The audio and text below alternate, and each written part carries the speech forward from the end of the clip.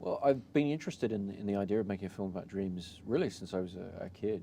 It took various different forms, but about 10 years ago I fixed on this idea of structuring the film like a heist movie, taking it in an action direction, a thriller direction, and jumping off from this notion of what if you could share a dream?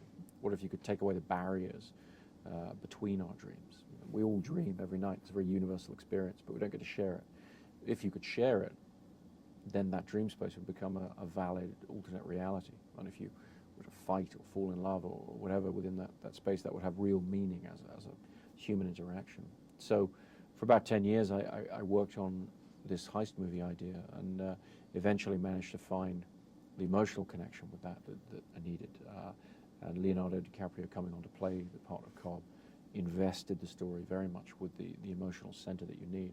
Because when you're dealing with the human mind, when you're dealing with the world of dreams, it's not enough to just have an interesting set of ideas. You really have to have a human connection, an emotional connection for the audience.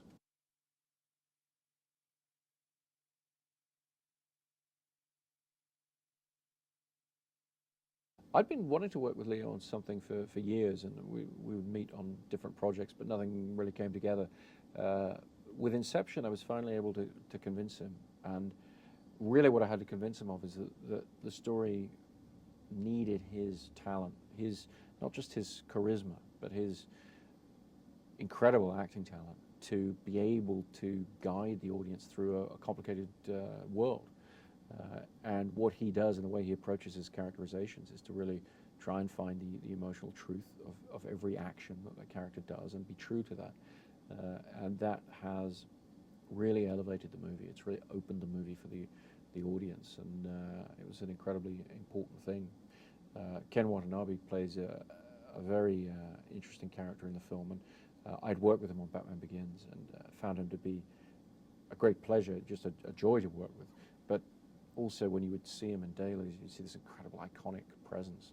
I thought that really would be perfect for his character, for this character I was putting together in Inception, because it's a character that has a lot of power, a lot of importance in the story, but is somewhat ambiguous. You're not quite sure whose side he's on and what he represents. And I think Ken, in the charisma he exudes and the screen presence that he has, there's just nobody to touch him. I mean, he's really an extraordinary presence to have in the movie.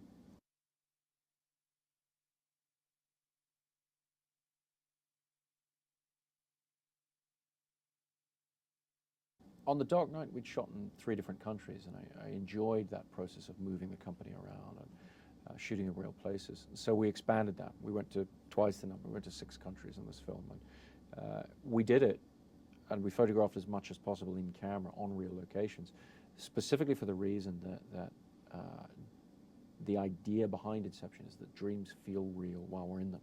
And so the portrayal of dreams in the film had to be realistic. It had to feel to the audience.